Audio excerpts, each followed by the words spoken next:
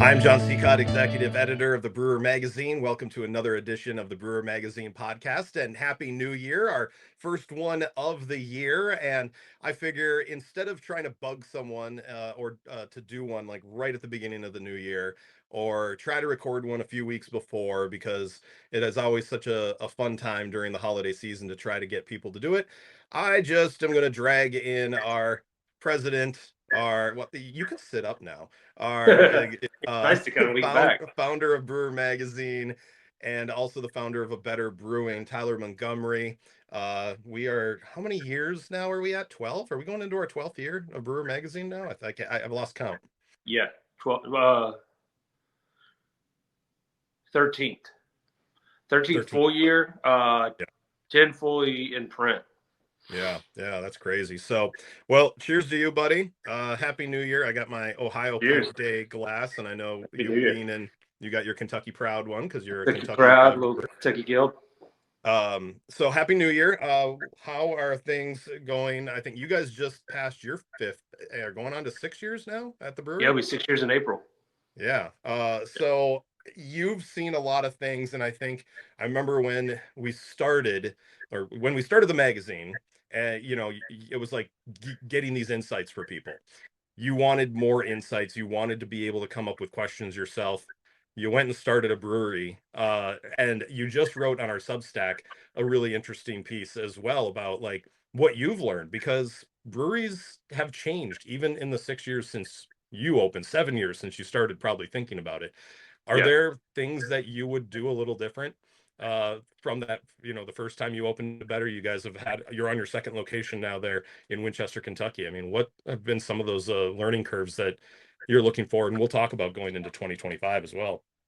Yeah, sure. I mean, the first thing I talked about, I think, in the Substack was starting with revenue.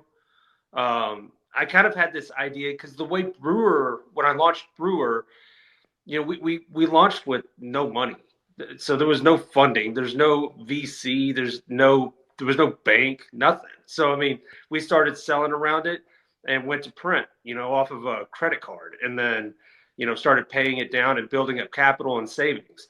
Um, that's the life of a magazine. A magazine can work that way very easily, but you can't pre-sell you can't pre-sell a ton of beer. So that Yeah. industry operates completely different. And I mean, I understood that going into it, Yeah. but the money and your potential for um, higher immediate gains kind of is bigger before you start than it's going to be once you launch. Even when we launched in 2019, there was it's not that we had a hard time getting people to come through the doors, but we started with a nano brewery. We started with a barrel and a half system. We Hmm. had 5 fermenters. We also had 5 brights that were a barrel each. Our fermenters were 40 gallons, but the bright tanks were 31 gallons. So even if we moved everything into the bright tanks and could tap off the bright tanks, we're still effectively losing some um, capacity. Luckily, the bright tanks didn't work. They leaked out everywhere. We had issues with those from day one, and it moved us to kegs really quickly. That worked fine, but we started with a 3 week window before opening, brewed like crazy. Had 5 different beers on tap and another 15 guest taps, and it was all gone by week. By the second week or first week, going into the first week. So we didn't have a sales problem. The only issue is when you do open, you're going to run into a million things that you're going to have to take care of. A bartender's probably going to quit, so you're probably going to have to hire somebody else. You're going to need something's going to break, so you're going to have to fix that. If you own the building, I mean, most businesses are in a tri-net lease anyways. So we actually still owned our building. But we still had to do roof repairs because there were some random leaks as soon as some major rain hit. Weird things just catch up on you. So it's hard to like really get your legs under you to grow rapidly at that Hmm. level. So you've got to really think about the size and the volume strategy you want to put out. You don't have to necessarily think about distribution out of the gate, but you do need to think about the size. And a barrel and a half system, though it worked for us in 2019, was a really bad decision. I think I said in the Substack, one of the it's kind of a sad thing because it's not a blessing, but it worked for us, with uh, COVID and having an epidemic. We got lucky with the uh, stimulus check. We kept our main employee on, and that allowed us to argue for a little bit more money. So we recouped a little bit of that money. Um, and then I took it and threw it into Apple stock, which then split 4 times in 2020. So that gave us the capital to expand into the new space. Also, lending was a lot different in 2020. Every bank wanted to, help people grow and help the economy grow. That's not the same now. Money's Yeah. expensive. Interest rates are through the roof. And it's hurting everybody because everybody was selling their homes back in 2020. So now everybody's on, different interest rate payments. Property taxes have gone up because of the cost of houses. And as soon as the house sells, then the PVA knows that the property's gone up, and heck, your property taxes go through the roof. So it happens with the same with any type of building sales and commercial sales too. Mhm. So property taxes are going through the roof, and if you're going to do it, you got to start out in a way that you have a lot of free capital. Bringing on partners, bringing on venture capitalists isn't a problem if you can find them. They're hard to find. The industry's shifting dramatically. What we talked about in 2016, 2017 was the death of the brew pub, and the brew pub model was going straight out the door, and it wasn't even a conversation anymore.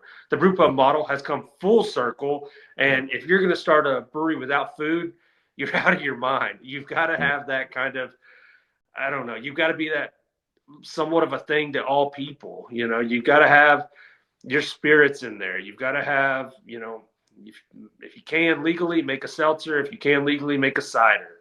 Doesn't mean you should be distributing these things, but you should have one in your tap room. It's going to be more cost effective if you can make it in house versus buying it wholesale. But Yeah. if you want to support one of your local cideries, by all means, do that because they need the love too. Mhm. Um, but yeah, that's starting out today. You're going to need probably double the amount of income, like startup capital that we had in 2019. I mean, it was a shoestring budget when we started out. When we did the second one, it was also a shoestring budget. I'm impressed with how well we did the second one, but still our overhead today is high, and dealing with rising costs is difficult. One of the lucky things that we did moving into, I think, 2023, everybody was raising their cost per pint. We dropped our cost to move more Mhm. volume, and it helped us for a short period of time, drew in a younger crowd that was, maybe not quite Gen Z, but close to it. And that kind of helped us for a minute. Well, then that kind of dried up. And recently we had to make the move where we, raised cost even over where we were. So, now we've kind of aligned with everybody else. Mhm. Things that we've made a lot of decisions this year due to financial issues that, um, kind of suck. And it hasn't, 2024 was not really the funnest year. We actually did better revenue wise, but we saw less of it. We've had a glycol chiller go out twice. So that's taken, about 30K off the top. So Yeah. that wasn't something we were prepared for. We're hoping in 2025 it doesn't go out again because, well, it can't go out in the beginning of 2025 because it's still already currently out. So we got to get that fixed, and then, so there's just, there's a ton of things that just, they'll come at you. Um, it's like running through a gauntlet and getting hit with wiffle ball bats all the time. Well, one of the things that we talked about, and I actually looked this up before we started recording, that the Brewers Association announced, their end of year thing, and I don't have the exact numbers, but I think it was 399 breweries closed in 2024, and less opened. It was the first time since 2005 that this has happened, where the closings outpaced the openings. Why do you think that is? We kind of started talking about it before I hit record. What do you think the industry is doing to itself, or are consumers doing it to the industry? I think there's a massive shift in craft beer. And I don't, I, while there are closures occurring, and of course the volume is dropping off for some people, we're seeing a lot of people, or a lot of numbers shift. We're looking at, they're like, oh, well, the volume's changing.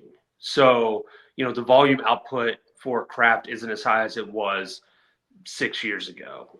That's true, but the thing is now people started drinking more hyper locally, even in 2018. Hmm. So you're seeing smaller breweries open up, and they're not making up this huge amount of the market.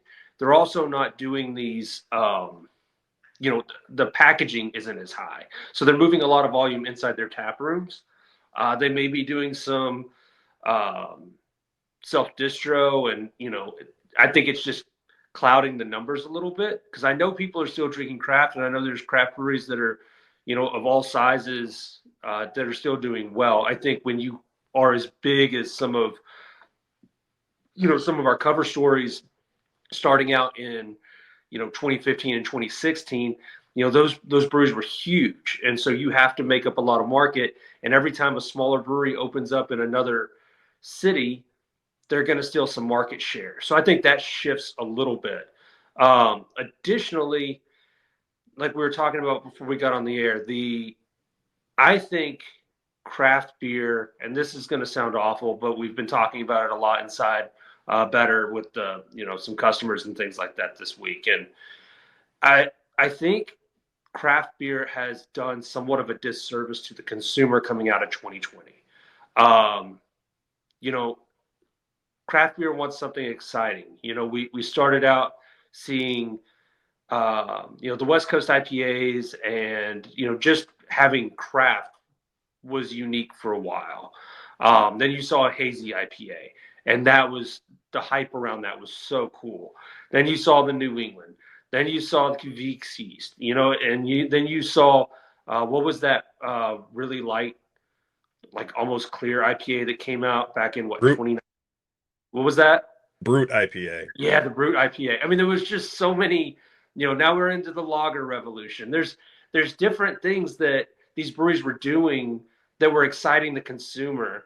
And now when you walk down the aisle inside of a liquor store, it's mixed 12 packs of basically the same IPA brand, but with a mixed amount of hops for it's changing the flavor or trying to.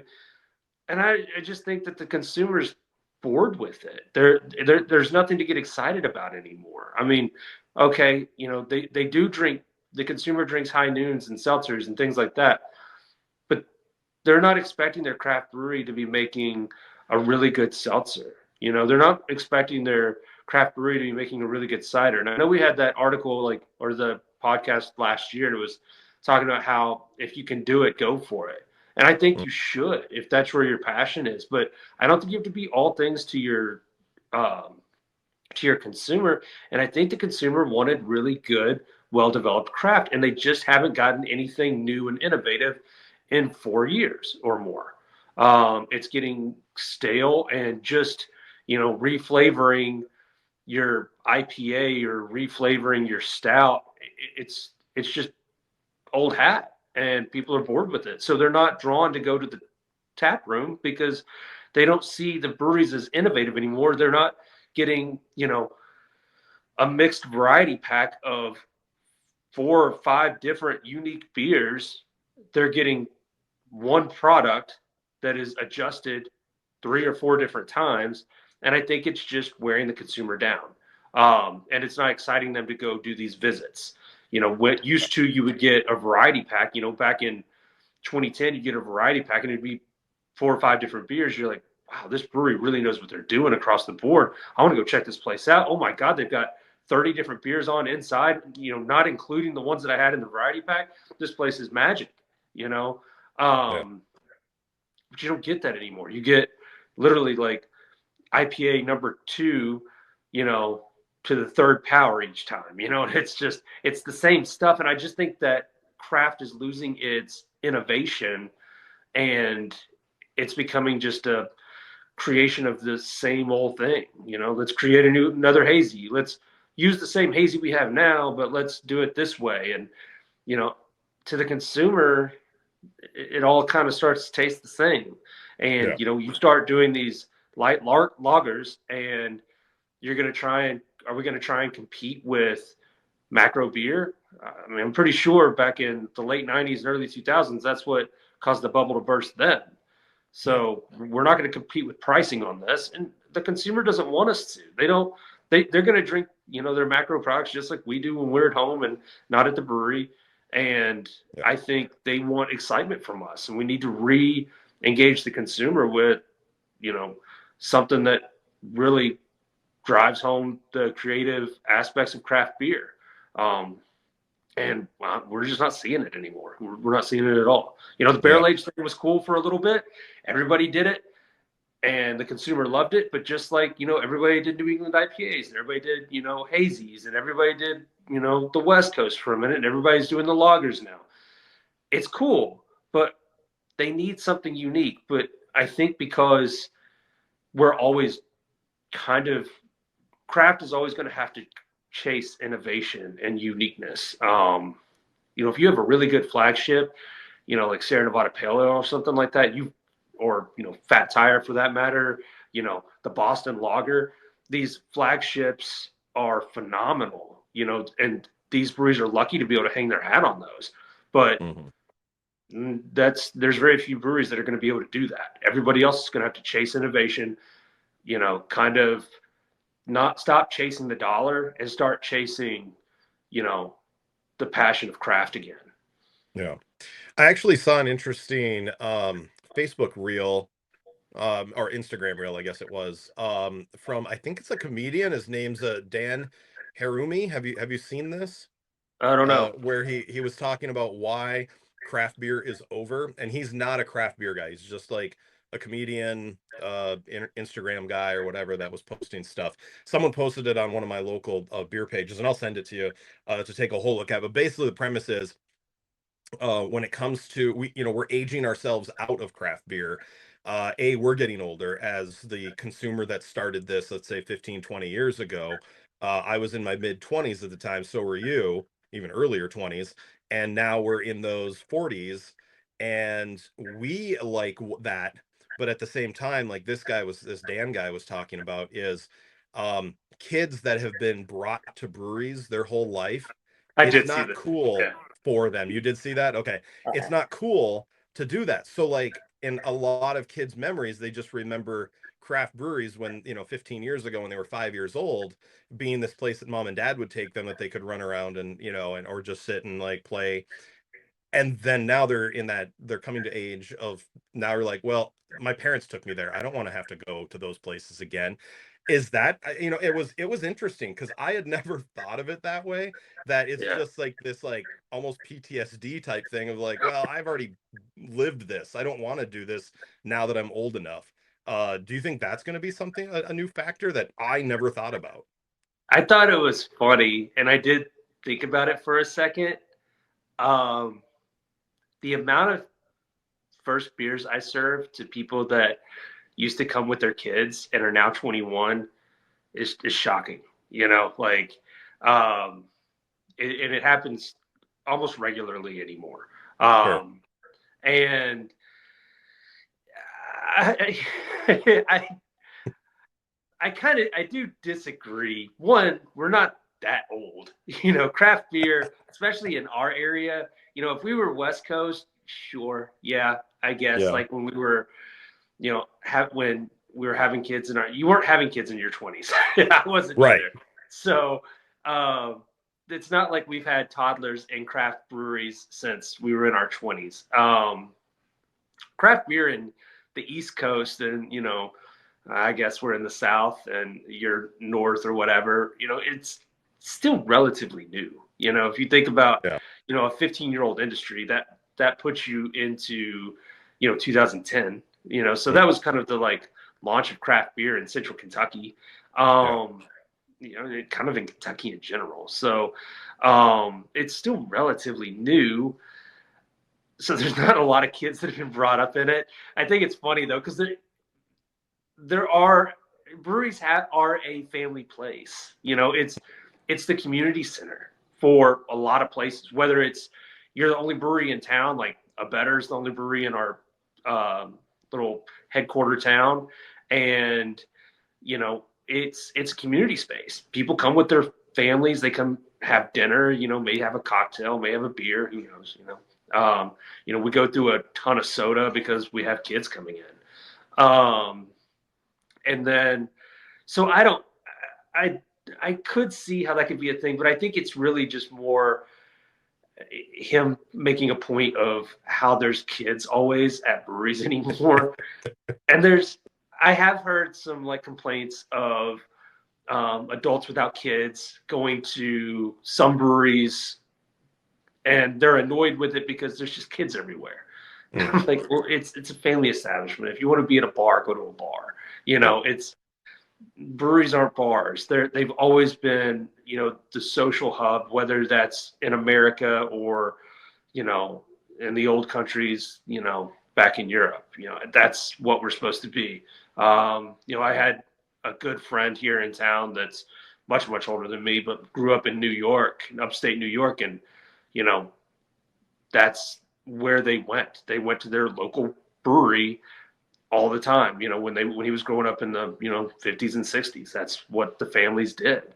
Um, they weren't bringing their kids at 8 or 9 p.m., but Yeah. they would come in. They may have dinner. They would have a couple of pints. Go home, put the kids to bed. Maybe mom or dad come back out, and go to the brewery again. That was their watering hole, and it's their passion because it's made there. It's unique Yeah. to that location. So it's like the civic center of modern America.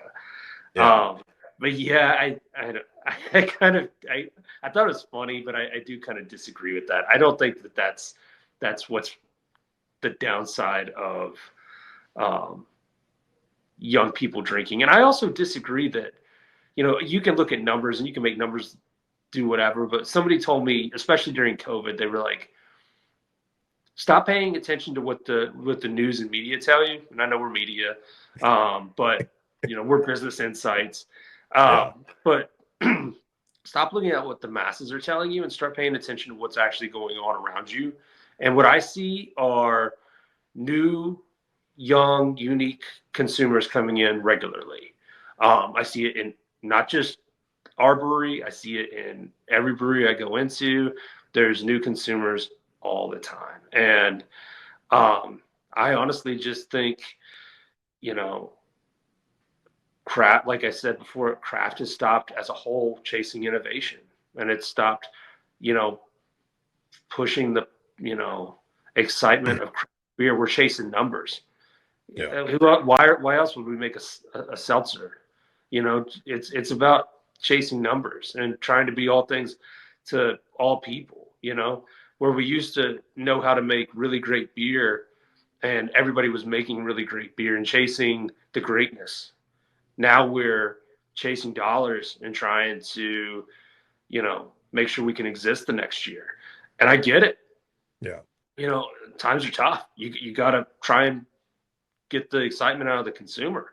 And you don't want to lose market share because somebody walked into your tap room and you didn't have, this or that. If you can make it, might as well make it. But like now you're just seeing it everywhere and it's kind of like expanding into the packaging lines and the distribution. And, just going through the beer aisles at big liquor stores is uninspiring. But Mm, I don't think that's pushing away.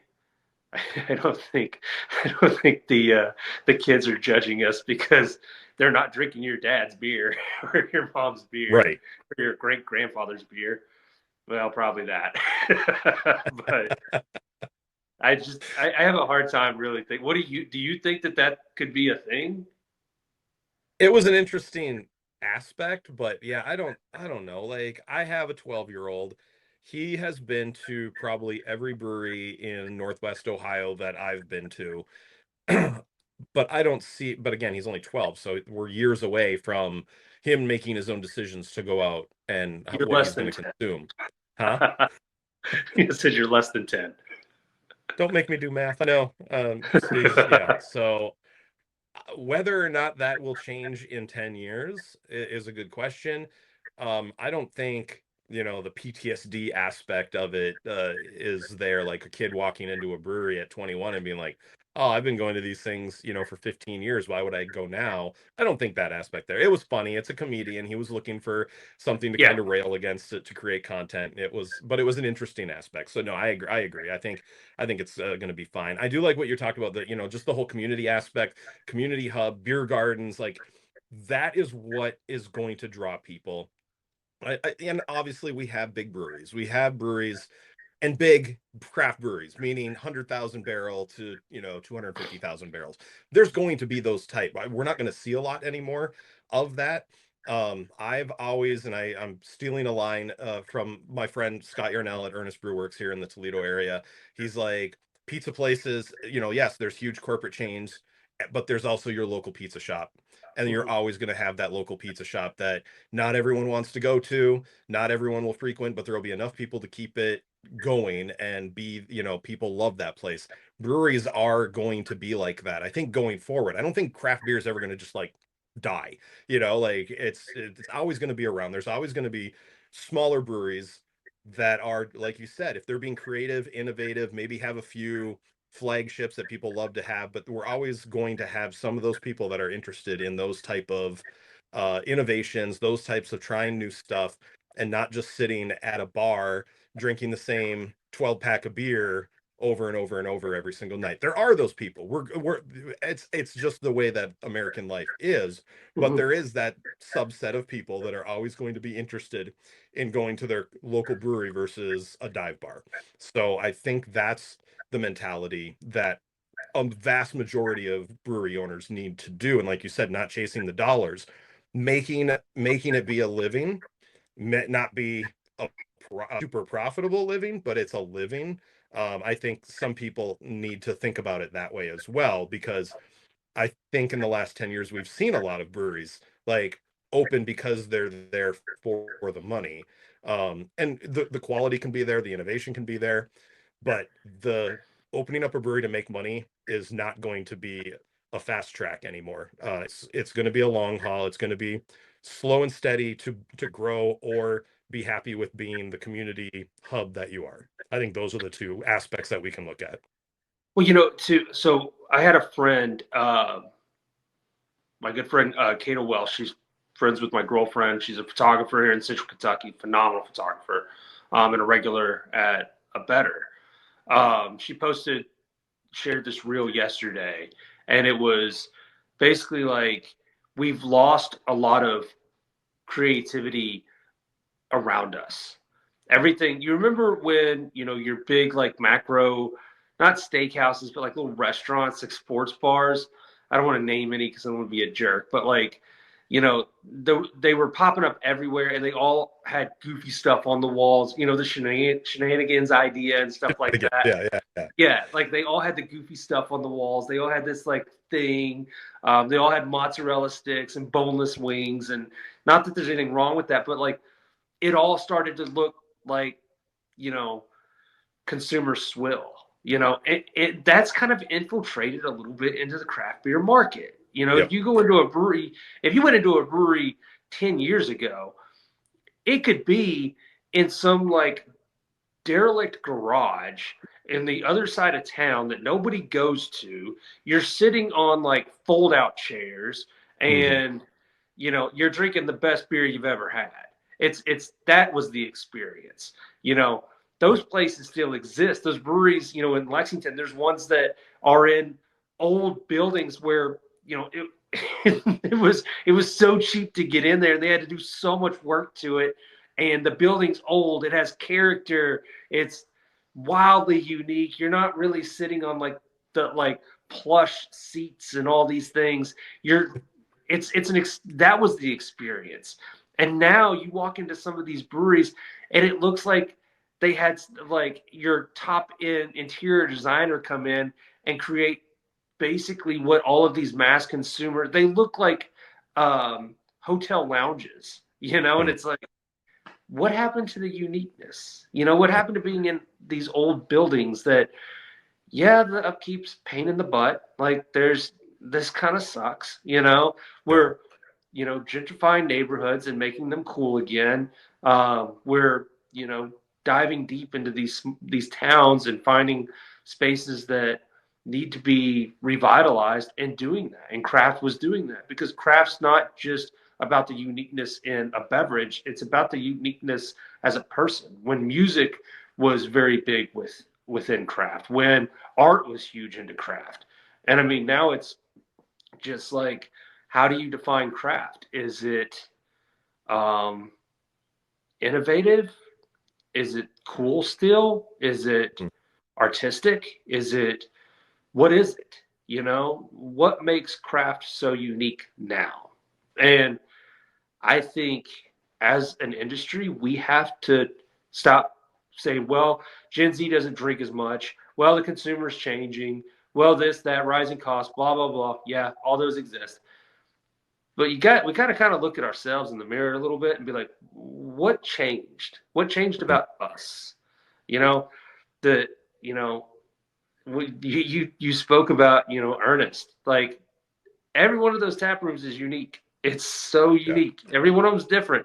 We Yep. both know how we started and saw that first brew house. And it's like, really? That's how you started, Scott? This is brilliant. It works, but like now you see these like, $3 million breweries in a startup in a building that was, you know, built in the most prominent location with, heck, it might as well have horse pastures out back. I mean, it's insane. There's the amount of money that's going into some of these places when we used to, pat people on the back for starting up with a shoestring budget and then making some of the greatest product you've ever had and Yeah. making a beer that really like shook you to your core because you're like, oh my God, I never had anything like this. This is so cool. That hasn't happened to me in a long time. Yeah. And I can't remember the last time I had a beer that I was like, wow, this this is different. And that's to me, that's the scary element of all of this. Yeah. Is we've sat around for 4 years blaming, the government, blaming the economy, and we can keep doing that if we want. But something's got to give, and it's we're seeing closures everywhere. But when you start seeing people talk about closures, they're like, I really liked their blonde ale, and I'm like, really? That's what you're gonna miss? Like, I really liked their chicken wings. It's like, really? Like that's I was reading an article before we got on here, and it was like, I really liked going to their trivia game. And it's like, I mean, I love trivia, but Yeah. that's what you remember and you're going to miss about this brewery? It's a brewery. Why are you Yeah. going to miss the trivia? You're not going to miss their like delicious chocolate stout that they made, once a year. And it was just the most delicious thing you've ever had that you hold cases of, Yeah. that's gone. What happened to that? That used to be a huge thing. Um, I walked into my buddy's house over the holidays for a party. This dude had collected so much Hop Slam. It was underneath, it was everywhere. I mean, he just had cases upon cases of Hop Slam. And I'm like, dude, this is awesome. It's like, it's his favorite beer. And then talk about a really great beer that was made. And I mean, that's so cool. But I remember every year it was like Hop Slam's coming out. Like, you better get it. It's going to go away soon. And nobody talks about that anymore. And Yeah. I want that to come back. Um, Also, last thing with the Gen Z people, when we were in our early 20s, when most people are in their early 20s, they're not drinking top shelf bourbon. They're not drinking well crafted gin. They're not drinking dirty martinis. I was, but I'm special. Or my mom tells me so. I wasn't drinking a ton of craft beer. My favorite beers in my early 20s were Heineken and Guinness. Talk about macro product, the biggest brewery family in the entire world with Heineken. Yeah, that was my favorite beer. I would drink it everywhere I went. Um, it wasn't until, probably I was 25, 26, maybe 26, 27, that I first started getting into craft and having unique um, experiences with beer. Really Yeah, know how that is. So I think that's, we're judging a generation that's not quite there yet. sure. Craft is expensive. It should be expensive. It should be charged because it's a well crafted, unique product. And when these kids start making some cash, and hopefully our economy bounces back and they can actually make cash. Hopefully they can buy houses, because I think they should buy a house before they should buy a six pack. But that's not the same thing. They're probably going to buy six packs because they can't buy a house, which we understand that too. Um, but I think that's, we're so quick to judge Yeah. generations and what they do and what they don't do. Heck, I mean, could we still just be judging the older generation for not diving into craft like we did? Gen X did. Millennials did. It's that older generation we don't talk about much. Yeah, let's get on the If they boomers. would Damn you share some of their boomers. wealth in the craft industry, we'd go straight to the moon, man. There you go. There's your innovation for 2025. I want you to capture a new market, the boomers. The That's all boomers. I want. You got think of how many people over the age, I don't even know what boomer age now is, 60, let's say. 60. Yeah. I want you to capture the 60 to 75-year-old market in Winchester, Kentucky. I want you guys to become the number one hotspot for 60 to 75-year-olds looking to get craft beer in Kentucky. Hey, we've got we've There's got your a, new we've got mission. a good we've got a good boomer patronage. I can't knock on our boomers. We've Okay. got this little town's got some good boomers that come in, and now they do ask for Coors Light first, but then we move on to what they really want, which is some of our good well crafted beers. Go. Well, cool. That anything that you guys have planned for 25 that you think are something going forward that can stick? I mean, are you like you talking about innovation? Is there things that you and Cody have talked about for your brewery that you guys want to do that you think maybe it won't even stick, but it's worth trying? Yeah, we've got a couple of unique ideas. We launched a new, and I know this sounds stupid because it goes against everything I just said, but But we've it's in the got. tap room. Yeah, well, we release it a little bit Oh, because okay. it goes well in certain places, but it's just our one of our new hazies we did with some Kavik, but we do self distribution too, so we get a little innovative and then send it out to people, because we're just like, we'll let them try it, and if they're like, hey, we want to throw on a sixth of this, sure, why not? I mean, it's not something we would send out. If we were working with a distributor, we're not going to send out, you know, 10 to 20 sixtels of, but we're not really stuck in this, we have to focus on these three core brands. We kind of move around a lot. But yeah, it's one of those things like, in 2024 we really focused on consistency. Consistency has been my hot term for the last 2 or 3 years, maybe 4 years Mhm. even. And I want us to be more consistent with what we put out in the market, but I also want us to have some more fun in the tap room and, you know, think of new innovative ideas that are inside of beer and not necessarily, because we've gotten mildly innovative with our seltzers and our cider lines and stuff like that, and they're fine. They do well for us, but I don't want to do that really anymore. That's something that I want to change. And I don't know how that change is going to really play out, but coming out of the holiday break, we'll probably figure that out starting next week. So, it's the same thing with Brewer. Where's Brewer going? We got to figure Yep. out, where the industry is and what the industry wants to know. So Yeah. that's That's the one innovation thing. has to come back around next year. That'll be our This, next meeting. We have to hit end recording here and then start our magazine stuff. That stuff doesn't need to be yeah, broadcast online. We'll figure that out though. yeah, So, go but man. I cool. Yeah, appreciate we are looking forward. Like you said, this is our 13th year online, our 12th year as a magazine, technically. 12th year, yeah, 12th year. So yeah, crazy stuff. It's been a ride. And cheers to you, buddy. Cheers. I already To finished mine. 2025. I didn't. I'm on my second one actually, so I didn't even get around to Oh, it. I I didn't know did you my. had two. I messed up. Oh wait, I got to go this way. I started with Cleveland's Headhunter, and then I went to Costco and I went with. Have you seen this one The yet? Deschutes Kirkland is. Lager. Yeah, but it's Deschutes making a Helles for Costco. So this is kind of it's a nice little. I'm like I'm enjoying my lager. I just wanted to have a few beers. I literally just went. You had a beer in your hand, so I'm like I gotta go get a beer. So now I'm getting a beer. Welcome to the modern age of craft.